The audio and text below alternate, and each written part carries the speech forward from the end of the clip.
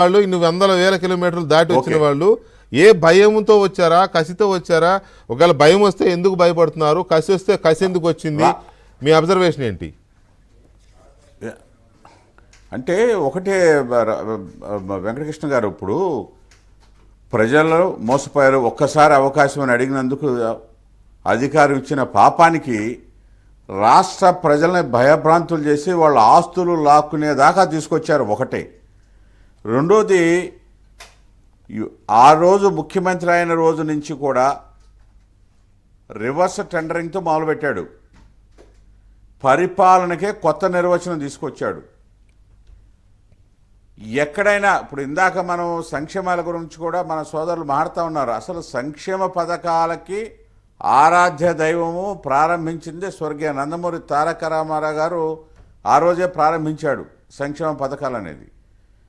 సరే, ఈవేళ ఈ ముఖ్యమంత్రి పరిపాలన ఏ విధంగా ఉన్నది అని అంటే, ఏ గ్రామానికి వెళ్ళినా కానీ ఎక్కడ అభివృద్ధి కనపడట్లేదు. సరే కదా, ప్రజల భయప్రాంతులు మీరు అడిగిన ప్రశ్నకు ఎందుకు వచ్చింది అంటే, దానికి పరిపాలనకే కొత్త నిర్వచనం తీసుకొచ్చారు. వాళ్ళు లేటెస్ట్గా ఈ ల్యాండ్ యాక్ట్తో ఎండింగ్ అవుతుంది. అంటే మా భూములు మా కింద ఉంటాయా ఉండవా, మా హౌస్ మా కింద ఉంటుందా ఉండదా, ఈ ఇల్లు కూడా తాకట్టు పెట్టేసి ఆయన డబ్బులు తెచ్చుకొని మరి ఏదైతే ఈవేళ ఏ ప్రభుత్వం కూడా, ఏ రాష్ట్ర ప్రభుత్వం ఎవ్వరూ కూడా అమలు పరచని విధానాలు తీసుకొచ్చాడండి పరిపాలన. ఏది, లిక్కరే తీసుకోండి. మీరు పనికిరాని లిక్కర్ మీరు గ్రామాల ప్రజలకు ఇచ్చి వాళ్ళ ఆరోగ్యాలు పాడు చేసి దాని లిక్కర్ అనడం కంటే బ్రాండ్లు తీసుకొచ్చి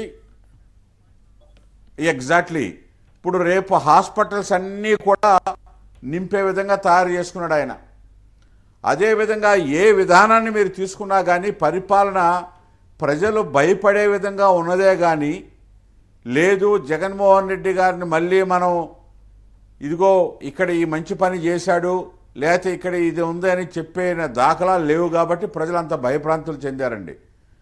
ముఖ్యంగా సంక్షేమం గురించి ఒక ఎత్తు అయితే కొన్ని చేసి ఉండొచ్చు, ఏ ప్రభుత్వం ఉన్నా కానీ చేయాలి. ఇప్పుడు మనం పరిపాలన అంటే, అభివృద్ధి అంటే బ్రాండ్ అంబాసిడర్ చంద్రబాబు నాయుడు గారు. ఏమంటే అసలు రాజధాని ఎక్కడంటే చెప్పలేని పరిస్థితి ఇవాళకి కూడా. మరి ఏం చెప్తాడు ముఖ్యమంత్రి గారు? ప్రజలు అసలు ఏ దేశానికి వెళ్ళినా, ఏ రాష్ట్రానికి వెళ్ళినా మీరు ఆంధ్రప్రదేశ్ నుంచి వచ్చారు అని అంటే, బాబు మీ రాజధాని ఎక్కడంటే వాళ్ళ దగ్గర సమాధానం లేదని బాధపడతా ఉన్నారు. అదేవిధంగా నిరుద్యోగ సమస్య, ఏదన్నా ఒక ఇండస్ట్రీ వచ్చిందా రాష్ట్రానికి? ఏదన్నా ఒక్క మంచి పని చేశారా అని అంటే ఎక్కడ కూడా రాష్ట్ర ఆదాయాన్ని పెంచడానికి ఎక్కడ. కానీ ఇక్కడ ఒక కంపారిజన్ ఏంటంటే రామ్మోహన్ గారు, ఇప్పుడు రెండు అంశాలు తీసుకుందాం మనం. మీరు ఇచ్చిన సూపర్ 6 మేనిఫెస్టోలో 4,000 రూపాయల పెన్షన్ అది చాలా అట్రాక్టివ్ పేదలకి. సరే, అది మంచిదా కాదా ప్రజాస్వామ్యంలో అనేది పక్కన పెడితే ప్రజలకు అది అట్రాక్టివ్ స్కీమ్.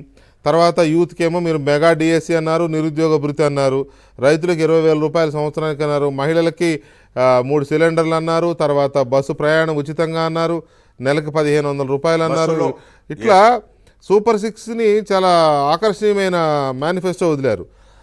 ఇది అట్రాక్ట్ చేసిందా ప్రజల్ని, లేక జగన్మోహన్ రెడ్డి వేసుకున్న సెల్ఫ్ గోల్ ఆ ల్యాండ్ టైటిలింగ్ యాక్ట్ లాస్ట్ 10 డేస్లో వచ్చి మొత్తం ఒక భూకంపాన్ని సృష్టించినట్టు అయింది? ల్యాండ్ టైటిలింగ్ యాక్ట్తో భయాన్ని పెంచింది ఆ జనంలో. ఇప్పుడు వెంకటకృష్ణ గారు, అతని పరిపాలన అసమర్థతకి మా యొక్క మేనిఫెస్టో, ఎన్డీఏ నిర్ణయాలు, అదేవిధంగా ల్యాండ్ యాక్టు అన్నీ కూడా ఒకటి కాదు, అన్నీ కూడా యాడ్ అయినాయి. ఈవేళ ప్రజలు నిజంగా చెప్తున్నాను మీకు, కారణాలు ఎన్నో అన్నట్టుగా ఈవేళ నిజంగా నేను చెప్తున్నాను, ఏ గ్రామానికి వెళ్ళినా, ఏ బూత్ దగ్గరికి వెళ్ళినా ప్రొద్దున్న ఇందాక మన సోదరులు చెప్పినట్టుగా 6 గంటల నుంచి కూడా ఏ మాత్రము కూడా మన ఓటుని ఎటువంటి నిర్లక్ష్యం చేయకుండా వెయ్యాలనే ఉద్దేశంతో వయసును కూడా లెక్క చేయకుండా, ఆరోగ్యాన్ని కూడా ఎటువంటి లెక్క చేయకుండా ప్రజల నుంచుని ఉన్నారు అని అంటే క్యూలు కట్టి కేవలం జగన్ మీద వ్యతిరేకతతో ఇతను మళ్ళీ మనం ఏ పొరపాటు జరిగితే ఏదైనా కొన్ని తప్పులు జరుగుతాయనే భయంతో ఈవేళ క్యూలు కట్టి జనం ఉన్నారు, ఇంకా ఉన్నారు, ఇప్పుడు కూడా ఉన్నారండి, ఇప్పుడు కూడా క్యూ కట్టి ఉన్నారు. ఒకటి భగవంతుడు ప్రజల పక్షానుండి కోరుకున్నారు కాబట్టి భగవంతుడు సహాయపడ్డాడు, వానదేవుడు కూడా వర్షం రాకుండా. అదేవిధంగా యంత్రాంగం అనేక ఇబ్బందులు, హానెస్ట్గా చెబుతున్నాను సార్, మిషన్స్ ఆగిపోయినాయని, స్లోగా ఉన్నాయని అనేక రకాల ఇబ్బందులు పడ్డారు ఓటర్సు.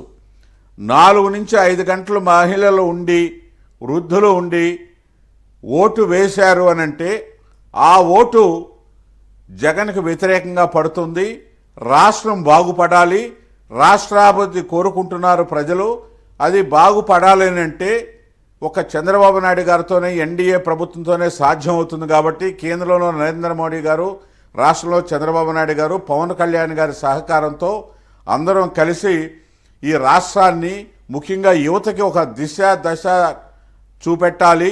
అదేవిధంగా మహిళలకు ఏదైతే ఉందో వాళ్ళలో కూడా అనేక ఇబ్బందులు పడతా ఉన్నారు, వాళ్ళకు సరైన గుర్తింపు తీసుకొద్దాం.